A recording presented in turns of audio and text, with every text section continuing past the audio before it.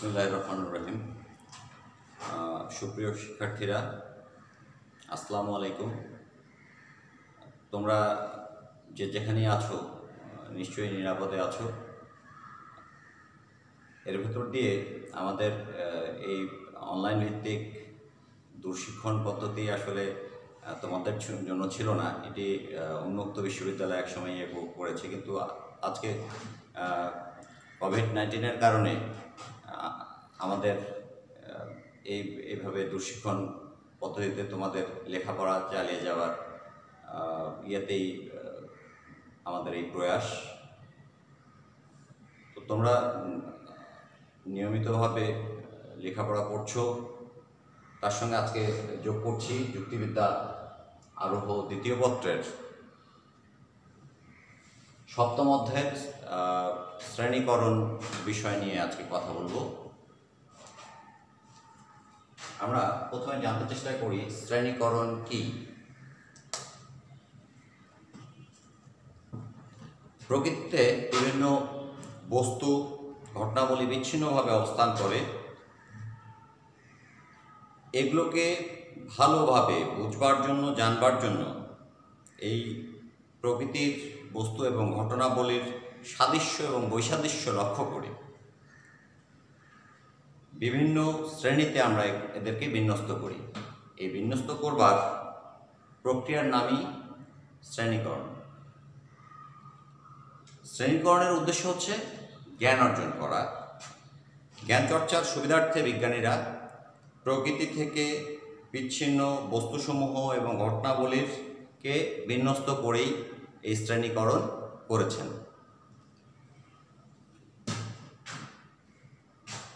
এখন শ্রেণীকরণের প্রকৃতি নিয়ে কথা বলব। শ্রেণীকরণের প্রকৃতি যুক্তিবিদ কার্ভেট রিড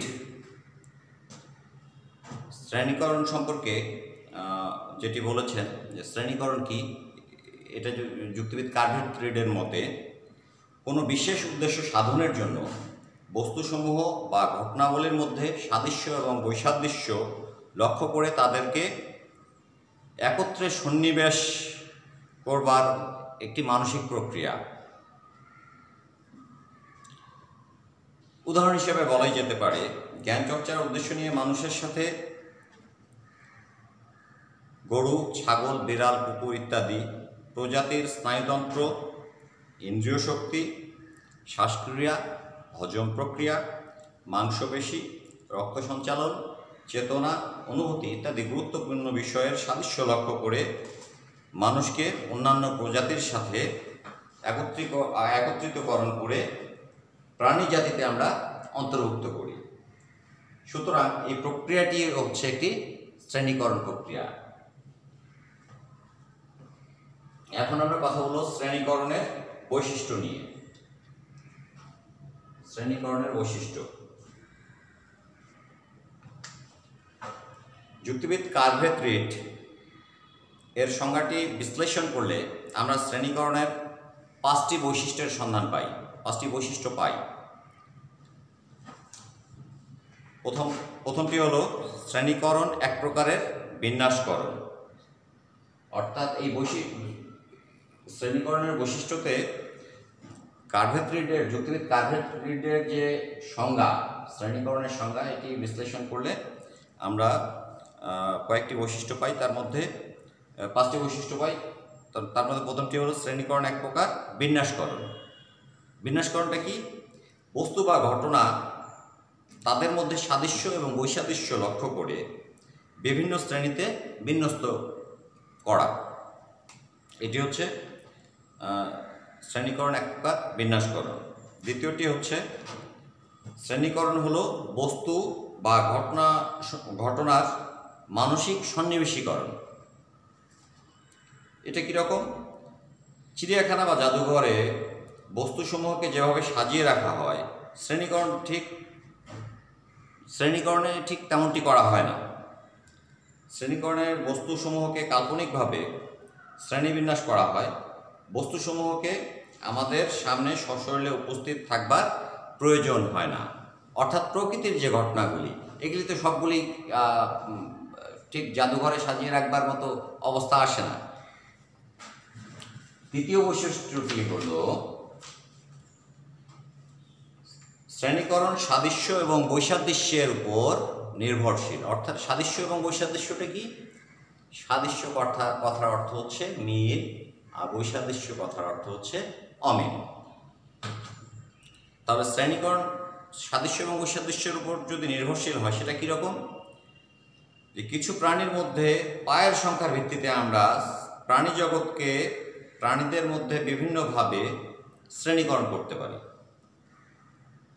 যাদের 2 পা আছে অথবা 4 পা অথবা বহু পা আছে তাদেরকে দ্বিপদী, চতুষ্পদী এবং বহুপদী এভাবে শ্রেণীতে আমরা বিন্যস্ত করতে পারি। চতুর্থ বৈশিষ্ট্যটি হচ্ছে শ্রেণীকরণ বিশেষ কোনো উদ্দেশ্য সাধন করে। শ্রেণীকরণের নিশ্চয়ই একটি উদ্দেশ্য আছে। সেটি কি? শ্রেণীকরণ 2 প্রকারের হতে পারে। একটি হচ্ছে সাধারণ শ্রেণীকরণ, আরেকটি হচ্ছে বিশেষ শ্রেণীকরণ। অর্থাৎ একটি সাধারণ উদ্দেশ্য নিয়ে সেটি সাধারণ শ্রেণীকরণ, আর একটি বিশেষ উদ্দেশ্য নিয়ে সেটি হচ্ছে বিশেষ শ্রেণীকরণ। শ্রেণীকরণ এক প্রকারের ব্যাখ্যাকরণ। তোমাদের গত ক্লাসে আমি ব্যাখ্যা পড়িয়েছিলাম, সে ব্যাখ্যার সঙ্গে শ্রেণীকরণের ছোট ছোট জায়গায় মিল আছে। যুক্তিবিদ্যার কতগুলি জায়গায় চেন আছে আর কি, একের সঙ্গে আরেকটার সম্পর্ক আছে। তাহলে শ্রেণী প্রকার এক প্রকারের ব্যাখ্যাকরণ, অর্থাৎ ব্যাখ্যায় আমরা পড়েছিলাম সংযুক্তি এবং অন্তর্ভুক্তি। তাহলে শ্রেণীকরণের ক্ষেত্রে সংযুক্তিকরণ এবং অন্তর্ভুক্তি অবশ্যই থাকতে হবে। আমরা শ্রেণীকরণে কতগুলো বিচ্ছিন্ন বস্তুকে একটি শ্রেণীর অন্তর্ভুক্ত করি এবং নিম্নতর শ্রেণীকে উচ্চতর শ্রেণীর মধ্যে বিন্যস্ত করি। শ্রেণীকরণের ক্ষেত্রেও সংযুক্তিকরণ এবং অন্তর্ভুক্তি অবশ্যই আবশ্যক, অবশ্যই থাকতে হবে এটি।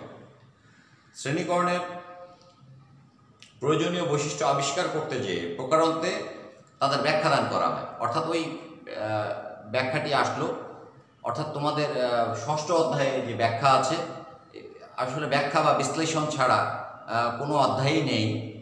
সুতরাং ব্যাখ্যা বিষয়টি থাকতেই হবে। এখন আমরা শ্রেণীকরণের উদ্দেশ্য নিয়ে কথা বলব।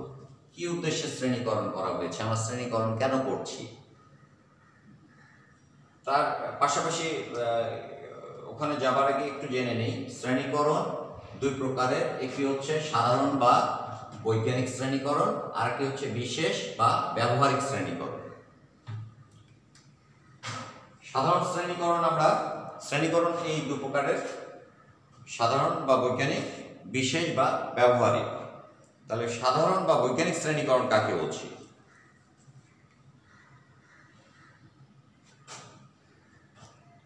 সাধারণ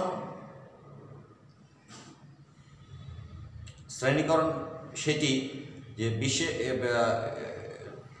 সাধারণ উদ্দেশ্য নিয়ে জ্ঞান অর্জন করা। এর উদ্দেশ্য হচ্ছে, সাধারণ শ্রেণীকরণের উদ্দেশ্য হচ্ছে জ্ঞান অর্জন করা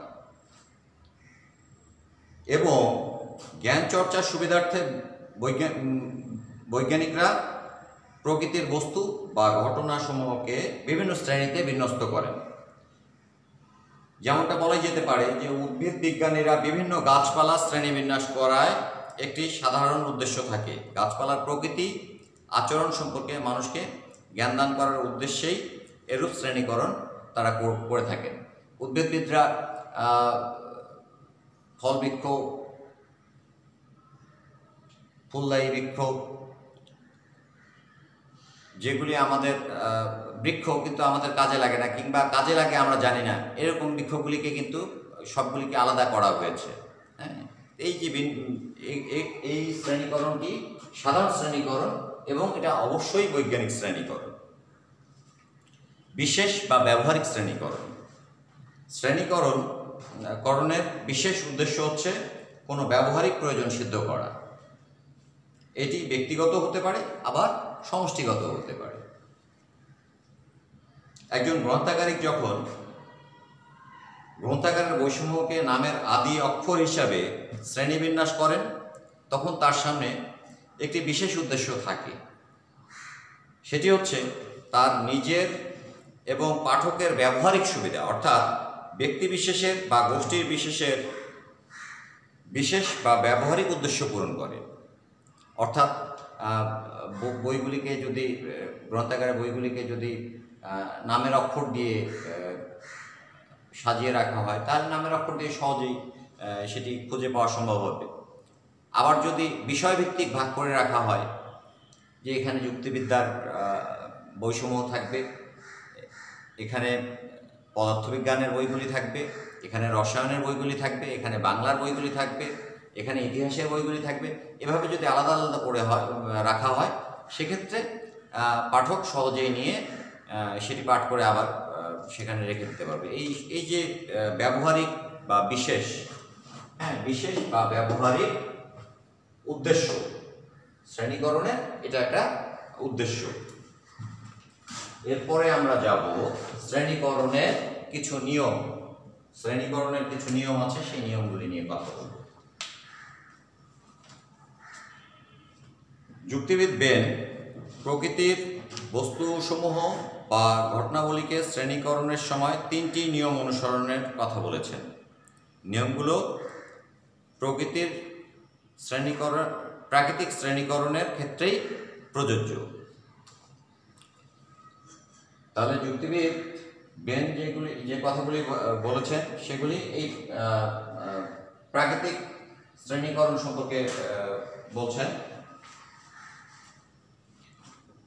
প্রথমটি হলো, যে সমস্ত বস্তুর মধ্যে সর্বাধিক সংখ্যক ও সর্বাপেক্ষা গুরুত্বপূর্ণ গুণাবলী বর্তমান, সেগুলোকে একই শ্রেণীভুক্ত করণ বা একই শ্রেণীভুক্ত করতে হবে। দ্বিতীয়টি হলো, শ্রেণীসমূহকে তাদের সাদৃশ্যের মাত্রা অনুযায়ী বিন্যস্ত করতে হবে, বিন্যস্তকরণ। তৃতীয়টি হলো, উচ্চতম কোনো শ্রেণীতে উপনীত না হওয়া পর্যন্ত শ্রেণীকরণকে ঊর্ধ্বমুখী ক্রমগতিতে চালিতকরণ। এই হচ্ছে শ্রেণীকরণের 3টি নিয়ম, এবং এই নিয়মটি দিয়েছেন যুক্তিবিদ বেন। এখন কথা বলবো শ্রেণীকরণের প্রকারভেদ। শ্রেণীকরণ কয় প্রকারের? শ্রেণীকরণের প্রকারভেদ। শ্রেণীকরণ তোমরা দেখতেই পাচ্ছ, শ্রেণীকরণ 2 প্রকারের। একটি হচ্ছে প্রাকৃতিক শ্রেণীকরণ, অন্যটি হচ্ছে কৃত্রিম শ্রেণীকরণ। প্রাকৃতিক শ্রেণীকরণটা কি? যে শ্রেণীকরণ কোনো সাধারণ জ্ঞান অর্জনের উদ্দেশ্যে মৌলিক ও গুরুত্বপূর্ণ সাদৃশ্যের ভিত্তিতে বস্তুসমূহের শ্রেণীবিন্যাস করা হয়, তাকে আমরা প্রাকৃতিক শ্রেণীকরণ বলছি। যেমন উদ্ভিদের প্রকৃতি সম্বন্ধে সাধারণ জ্ঞান অর্জনের জন্য পুষ্পের উপস্থিতির উপর ভিত্তি করে নানা শ্রেণীর উদ্ভিদকে সপুষ্পক উদ্ভিদ শ্রেণীতে বিন্যস্ত করা একটি প্রাকৃতিক শ্রেণীকরণ। অর্থাৎ আলাদা করে বের করে নিয়ে আসা, আলাদা করবার প্রয়াস। আর হচ্ছে কৃত্রিম শ্রেণীকরণ। দ্বিতীয়টি হচ্ছে কৃত্রিম শ্রেণীকরণ। কৃত্রিম শ্রেণীকরণটা কি?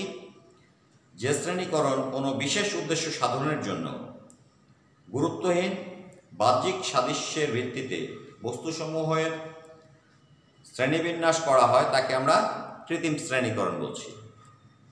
যেমন কোনো একটি বিশেষ ব্যবহারিক প্রয়োজন মেটানোর জন্য আকৃতি বা মূল্যের ভিত্তিতে গ্রন্থাগারের বইসমূহকে বিভিন্ন শ্রেণীতে বিন্যাস করাই হচ্ছে কৃত্রিম শ্রেণীকরণ। অর্থাৎ প্রাকৃতিক শ্রেণীকরণটা হচ্ছে সাধারণ বা বৈজ্ঞানিক শ্রেণীকরণ, আর বিশেষ শ্রেণীকরণটা হচ্ছে কৃত্রিম বা বিশেষ বা ব্যবহারিক শ্রেণীকরণ। নিশ্চয়ই তোমরা একটু মনোযোগী হলে বুঝতে পারবে বলে আমি বিশ্বাস করছি। এখন আমরা কথা বলবো প্রাকৃতিক এবং কৃত্রিম শ্রেণীকরণের মধ্যে পার্থক্য। দুটি তো ভিন্ন বিষয়। তোমরা ইতিমধ্যে লক্ষ্য করেছো যে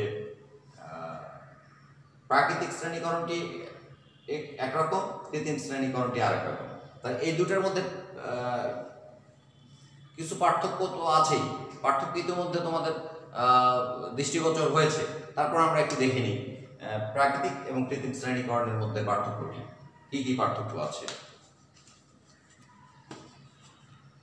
প্রাকৃতিক শ্রেণীকরণ মৌলিক ও গুরুত্বপূর্ণ সাদৃশ্যের উপর নির্ভরশীল, পক্ষান্তরে কৃত্রিম শ্রেণীকরণ অবান্তর ও বাহ্যিক সাদৃশ্যের উপর নির্ভরশীল।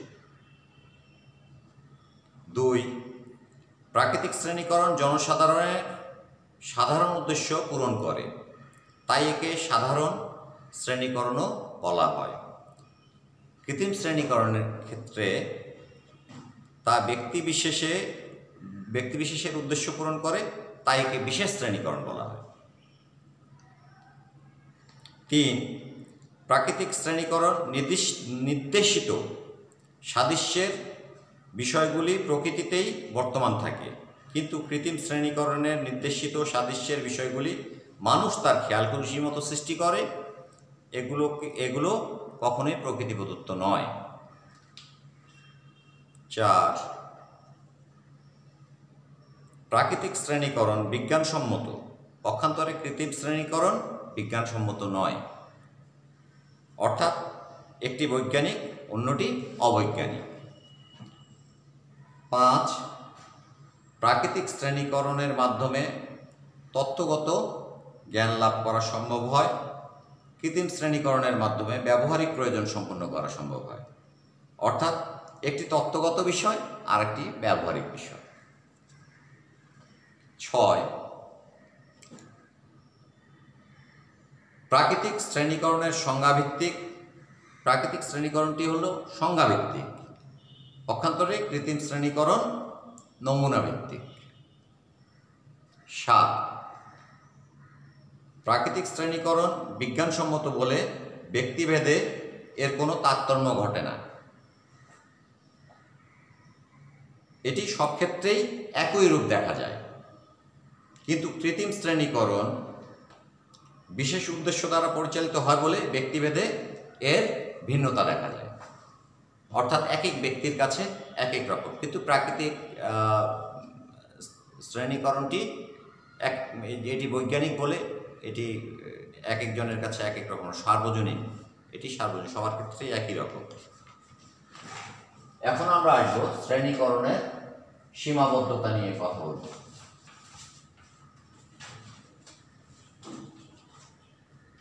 শ্রেণীকরণের সীমাবদ্ধতা। প্রত্যেকটা বিষয় এর সীমাবদ্ধতা আছে, প্রত্যেকটি ঘটনার সীমাবদ্ধতা আছে। এক্ষেত্রে শ্রেণীকরণেরও কিছু সীমাবদ্ধতা আছে। শ্রেণীকরণের সীমাবদ্ধতা এরকম যে বৃহত্তম বা পরমতম জাতিকে শ্রেণীকরণ করা যায় না। 2. অস্পষ্ট বস্তুকে শ্রেণীকরণ করা যায় না। 3. পরিবর্তনশীল বস্তুর শ্রেণীকরণ করা যায় না। সীমিত জ্ঞান নিয়ে বস্তুর শ্রেণীকরণ করা যায় না, এটি 4। আর 5 হলো সংজ্ঞার সীমাই শ্রেণীকরণের সীমা। এই হচ্ছে শ্রেণীকরণের 5টি সীমাবদ্ধতা। আমরা এর ফাঁকে একটু জেনে নিই যে ক্রমিক শ্রেণীকরণ কি। ক্রমিক শ্রেণীকরণ কয়েকটি শ্রেণীর মধ্যে একই গুণ ভিন্ন ভিন্ন মাত্রায় বর্তমান আছে। আমরা গুণের মাত্রা অনুসারে শ্রেণীকরণগুলোকে বিন্যস্ত করি, এরূপ শ্রেণীকরণকে আমরা ক্রমিক শ্রেণীকরণ বলছি। এটি কিন্তু তোমাদের অনেক সময় সংক্ষিপ্ত আকারে এসে যায়, যেটি তোমাদের 2 মার্কসের যে ইয়াটা আছে 1 2 3 4 এভাবেই তো তোমাদের প্রশ্ন উত্তরগুলির মানবন্ধন করা আছে। এটি কখনো কখনো 1 নম্বরের জন্য দিয়ে থাকে, কখনো কখনো 2 নম্বরের জন্য দিয়ে থাকে। ক্রমিক শ্রেণীকরণের আরও কতগুলি বিষয় আর একটু তোমাদের পরিষ্কার করে দিতে চেষ্টা করি। জীবন আছে, কার জীবন আছে? মানুষের জীবন আছে। আমি মানুষ, আমার জীবন আছে। তোমরা মানুষ, তোমাদের জীবন আছে। তাহলে পৃথিবীর সব মানুষ যারা আছে তাদের জীবন আছে। তাহলে জীবন আছে এরকম মানুষ। আর কার আছে? প্রাণীর আছে। আর কার আছে? উদ্ভিদের আছে। তাহলে উদ্ভিদ আর মানুষ কি এক হলো? প্রাণী আর মানুষ কি এক হলো? মানুষ প্রাণী, কিন্তু অন্যান্য প্রাণী আর মানুষ কি এক হলো? হলো না। তাহলে এখানে একটু খেয়াল করবার বিষয় আছে যে মানুষের জীবনের প্রকাশ সবচেয়ে বেশি, আর প্রাণীর জীবনের প্রকাশ কিছুটা কম। উদ্ভিদের জীবনের প্রকাশ সবচেয়ে কম। সুতরাং জীবনের মাত্রা অনুসারে শ্রেণীগুলোকে ক্রম অনুসারে সাজানো হয়। প্রথমে মানুষ, মাঝখানে প্রাণী এবং শেষে উদ্ভিদ। এটাই হচ্ছে ক্রমিক শ্রেণীকরণ। নিশ্চয়ই বুঝতে পেরেছ। এখন আমরা কথা বলবো শ্রেণীকরণের প্রয়োজনীয়তা। শ্রেণীকরণের কি প্রয়োজনীয়তা আছে? বাস্তব জীবনে শ্রেণীকরণের যথেষ্ট প্রয়োজনীয়তা আছে। শ্রেণীকরণ শুধুমাত্র আমাদের জ্ঞান বৃদ্ধিতে সহায়ক তাই নয়, আমাদের দৈনন্দিন জীবনে এর কিছু প্রায়োগিক সুবিধাও আছে। প্রথমত, শ্রেণীকরণ আমাদের প্রকৃতির বস্তু বা ঘটনাবলীকে ভালোভাবে জানতে সাহায্য করে। দ্বিতীয়ত, শ্রেণীকরণ স্মৃতির সহায়ক, অর্থাৎ মনে রাখবার জন্য এটি যথেষ্ট সহায়তা করে। তৃতীয়টি হল আরোহ অনুমানের শ্রেণীকরণের ভূমিকা খুবই গুরুত্বপূর্ণ। তোমাদের শ্রেণীকরণকে আরও, এই বিষয়গুলিকে আরও পরিষ্কার করবার জন্য আমরা যদি এইভাবে বলি যে জীবকে আমরা যদি বৃহত্তম জাতি ধরি, তাহলে এর ক্ষুদ্রতম জাতিগুলি কি আসবে? এর ক্ষুদ্রতম জাতিগুলি আসবে মানুষ, গরু, ছাগল, বিড়াল, কুকুর, হাঁস, মুরগি, ইত্যাদি। আবার আমরা যখন পাখিকে আলাদা করতে যাব, পাখির শ্রেণীকরণ করব, যে শুধু পাখিরই শ্রেণীকরণ করব, তখন আসবে কাক, ময়ূর, শালিক, ময়না, দোয়েল, টিক, টিয়া, ঘুঘু, এরকম অসংখ্য, অর্থাৎ পাখির যতগুলি প্রজাতি আছে এগুলি কিন্তু আলাদা আলাদাভাবে পড়ে যাবে। মাছের ক্ষেত্রেও একই রকম, রুই, কাতলা, ইলিশ, মৃগেল, ট্যাংরা, পুঁটি, পাবদা ইত্যাদি ইত্যাদি। আবার বৃক্ষকে যদি আমরা করি, সেখানে আমরা কয়েক রকমের বৃক্ষ পাবো। ফলবান বৃক্ষ পাবো, ফুলের বৃক্ষ পাবো। আবার কতগুলি বৃক্ষ আছে যেগুলি আমরা আগাছা, জংলা এরকম, যেগুলি হয়তো জ্বালানির কাজে লাগে। আবার কতগুলি বৃক্ষ আছে যেগুলি শুধুমাত্র কেটে ফেলা ছাড়া উপায় নেই।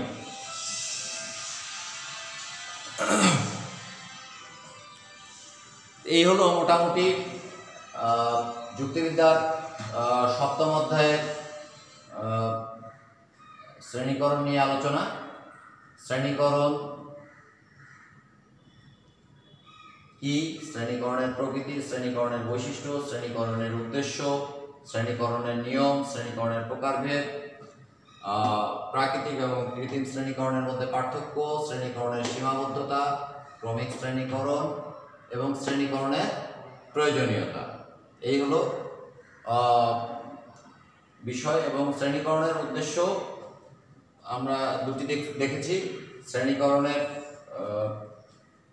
প্রকারভেদ দুটি দেখেছি। যাই হোক, সব মিলে এই দুঃশিক্ষণে